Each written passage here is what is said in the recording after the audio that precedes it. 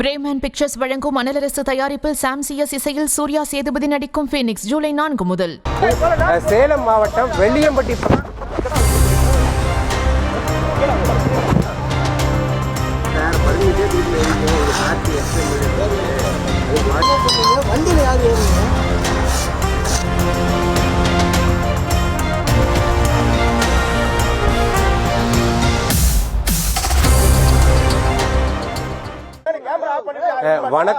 வணக்கம் ஹாசினி.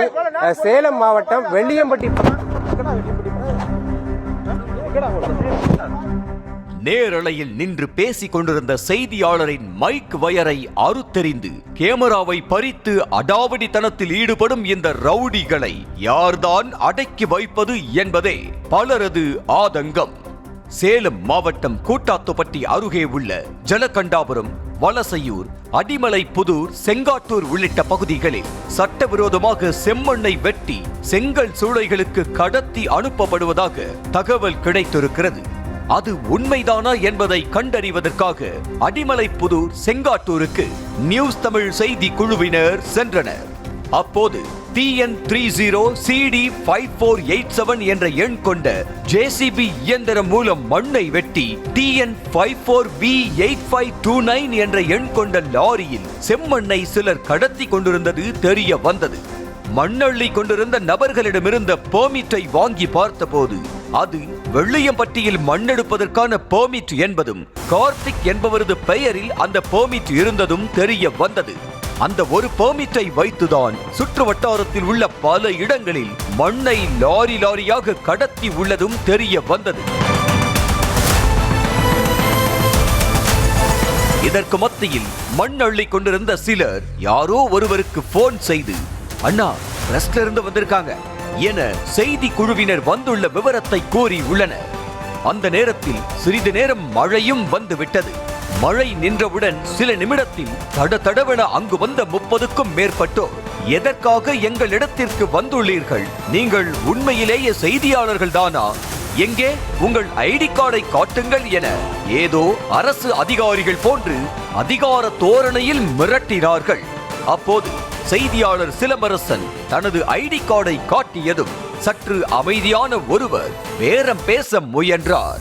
அது வேலைக்கு ஆகவில்லை என்பதால் அடுத்து யாரோ ஒருவருக்கு போன் செய்து சிலம்பரசனிடம் கொடுத்தார்.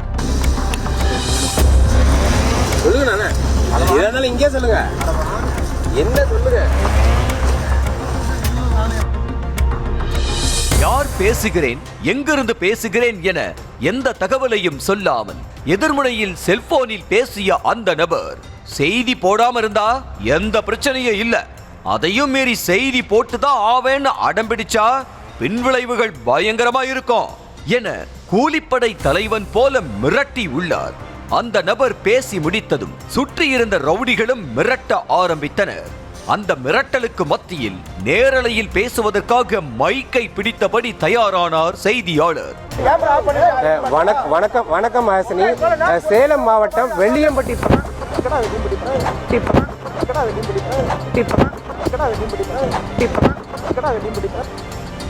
அப்போது உங்களால் செய்தி தானே போட முடியும், வேற என்ன செய்ய முடியும்? யார் யாருக்கு என்னென்ன கொடுக்க வேண்டுமோ அதையெல்லாம் கொடுத்துதான் செம்மண் அள்ளுறோம். வீடியோ எடுக்கிறத நிறுத்தலனா நடக்கிறத வேற. இதெல்லாம் பெரிய எடுத்த சமாச்சாரம், அது தெரியாம விளையாடாதீங்க.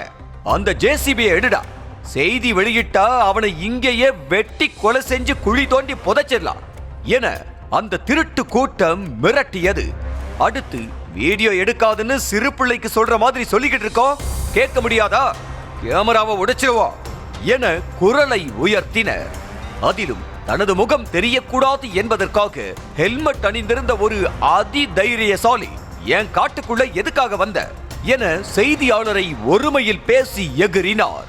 ஆனாலும் கடைசி வரை அந்த ஹெல்மெட்டை கழற்றவில்லை. வேற பர்மிட்டே கொடுக்கல. இங்க கார்த்தி எக்ஸ்எம்எல்ஏ பர்மிட் அதுக்கு வண்டியில யாரு ஏறணும்?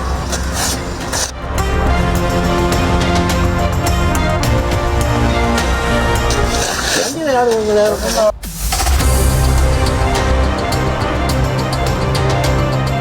வண்டியில மழை வருதுன்னு தான் ஏற வந்துட்டு இருக்கா விஷயம். பிரச்சனையா இருக்கு பார்த்துக்கோங்க. இப்படி ரவுடிகள் சூழ்ந்து கொண்டு ஆளாளுக்கு அரட்டி உருட்டிய போதும் அசராமல் மைக்கை கையில் பிடித்து நேரலையில் பேசினார் சிலம்பரசன்.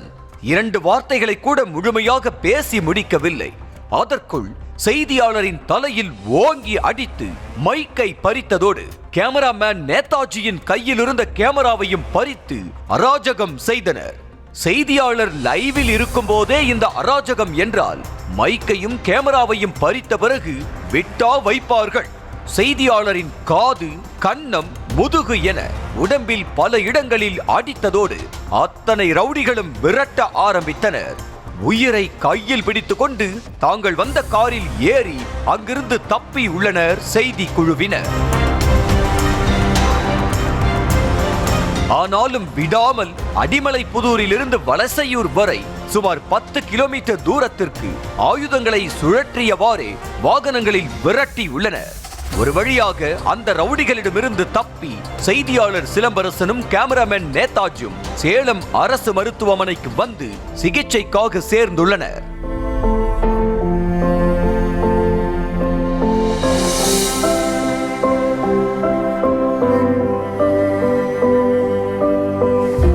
ஒரு லைசன்ஸை வைத்துக் கொண்டு எந்த தைரியத்தில் பல இடங்களில் செம்மண்ணை வாரி அள்ளி குவிக்கின்றனர். காவல்துறை, சட்டம் இதையெல்லாம் பற்றி கொஞ்சம் கூட கவலை கொள்ளாமல் மண் திருடும் துணிச்சல் அவர்களுக்கு எப்படி வந்தது? ஒரு இடத்தில் அனுமதி வாங்கி பல இடங்களில் மண் எடுப்பதால் கனிமவளத்துறை மற்றும் வருவாய்த்துறை மூலமாக தமிழ்நாடு அரசுக்கு வர வேண்டிய நிதி இழப்பு ஏற்படாதா? வட்டாட்சியர், கிராம நிர்வாக அலுவலர் உள்ளிட்டோரின் சப்போர்ட்டால் தான் இந்த மண் திருட்டு நடைபெறுகிறதா? இந்த களவாணித்தனத்தில் அதிகாரிகளுக்கும் பங்குள்ளதா? நேரலையில் உள்ள செய்தியாளரை தாக்கும் அளவுக்கு ரவுடிகளுக்கு அதிகாரிகள் தைரியம் கொடுத்தார்களா? செய்தி குழுவினர் மீது தாக்குதல் நடத்திய குண்டர்கள் கைது செய்யப்படுவார்களா அல்லது நெஞ்சை நிமிர்த்து கொண்டுதான் திரிவார்களா என பலரும் ஆவேசமாக கேள்வி எழுப்பி வருகின்றனர். இதனிடையே செய்தியாளர் தாக்கப்பட்டது குறித்து விசாரிக்க சேலம் மாநகர காவல் ஆணையாளர் தலைமையில் என்னதான் சிறப்பு விசாரணை குழு அமைத்தாலும் இதுபோன்ற கனிமவள கொள்ளைக்கு நிரந்தரமாக முற்றுப்புள்ளி வைக்க வேண்டும். அதே நேரம் சட்டவிரோத செயல்களை உலகுக்கு தோலுரித்து காட்டும் ஊடகத்துறையினருக்கும் பாதுகாப்பு வேண்டும் என்பதே பலரது கோரிக்கை. பிரேமன் பிக்சர்ஸ் வழங்கும் மணலரசு தயாரிப்பில் சாம் சிஎஸ் இசையில் சூர்யா சேதுபதி நடிக்கும் ஃபீனிக்ஸ் ஜூலை 4 முதல்